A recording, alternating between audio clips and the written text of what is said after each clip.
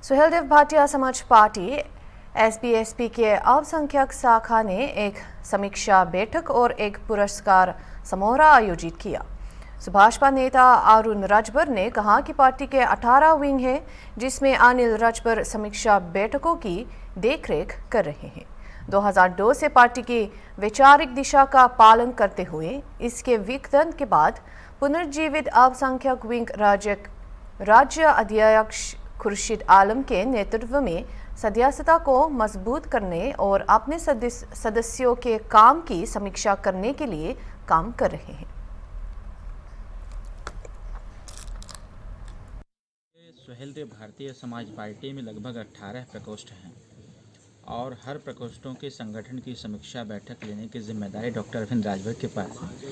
क्योंकि संगठन का काम हमारे द्वारा उसका स्ट्रक्चर तैयार किया जाता है, उसके सारे नियम कानून बनाए जाते हैं। तो उसी कड़ी में हमारे माननीय प्रदेश अध्यक्ष खुर्शीद आलम जी के नेतृत्व में आज अल्पसंख्यक प्रकोष्ठ की बैठक है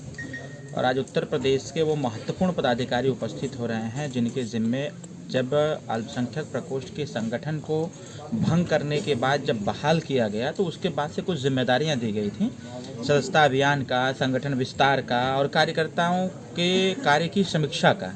तो आज कार्यकर्ताओं के कार्यों की समीक्षा के लिए आज इस बैठक को आहूत की गई है और इस बैठक में सुहेलदेव भारतीय समाज पार्टी की विचारधारा, जो लगातार 2002 से ही सुहेलदेव भारतीय समाज पार्टी अपने विचारधारा को जन जन तक पहुंचाने का प्रयास कर रही है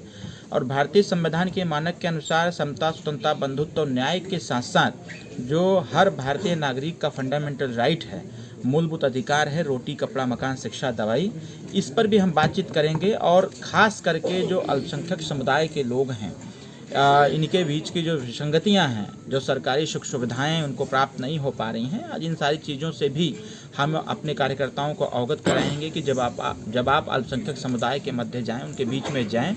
तो सुहेलदेव भारतीय समाज पार्टी की विचारधारा को भी उनको अवगत कराएं। जो माननीय श्री ओम प्रकाश राजभर जी के विभाग, पंचायती राज विभाग, अल्पसंख्यक विभाग के माध्यम से जो भी योजनाएं अल्पसंख्यक समुदाय के हितों की रक्षा के लिए, उनके कल्याण के लिए चलाई जा रही हैं, उनको भी जन जन तक पहुंचाने की आवश्यकता है। और इसके साथ साथ आने वाले त्रिस्तरीय पंचायत चुनाव में सुहेलदेव भारतीय समाज पार्टी ने निर्णय लिया है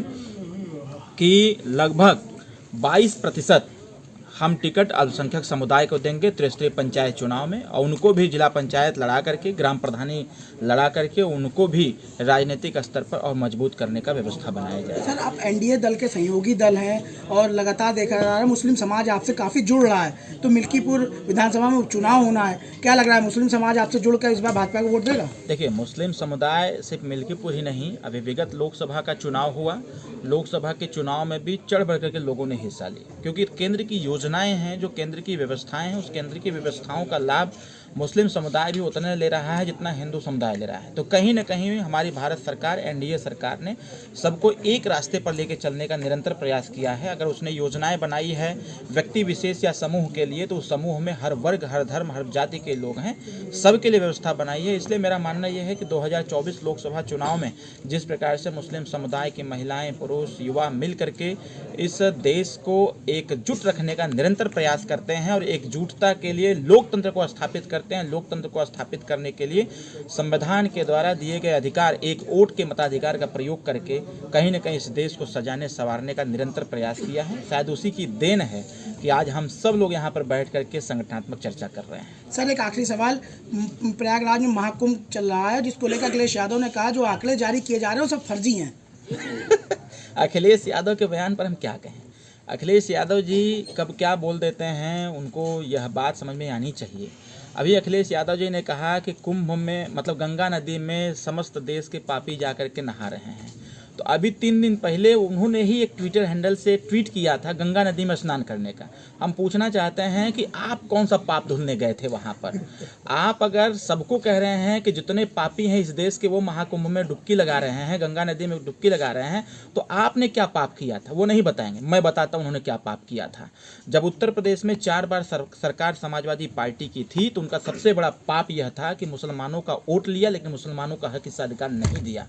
उनका सबसे बड़ा पाप यही था कि जब संवैधानिक अधिकार देने थे मुसलमान भाइयों को तो उन्होंने अधिकार नहीं दिया। जिस मुस्लिम समुदाय का वोट लेकर के 4-4 बार सत्ता सरकार में आए, अगर देखा जाए तो नौकरियों में जिनकी सहभागिता आज़ादी के पहले 32% थी, आज़ादी के समय 32% थी, समाजवादी पार्टी की सरकार बनते ही वह नौकरी आकर के 1% पर रुक गई है। तो कहीं ना कहीं सुहेल देव भारतीय समाज पार्टी इस बात को कहते हुए पाई जाती है। निरंतर हम प्रयास करते हैं कि समाजवादी पार्टी ने जो पाप किया है उसी पाप को धोने के लिए गंगा नदी में डुबकी लगा रहे हैं, क्योंकि समाजवादी सरकार बनाने में जितना अहम रोल मुस्लिम समुदाय का था उतना उनको हिस्साधिकार नहीं मिला। देखा जाए, अगर आंकड़े देखा जाए तो सबसे ज़्यादा अगर मुकदमे लिखे गए समाजवादी सरकार में तो मुसलमान भाइयों के ऊपर, सबसे ज़्यादा घर गिराया गया समाजवादी सरकार में तो मुसलमान भाइयों का गिराया गया, सबसे ज़्यादा नौकरी अगर छीनी गई किसकी तो मुसलमान भाइयों की छीनी गई। यही सब पाप किए हुए माननीय अखिलेश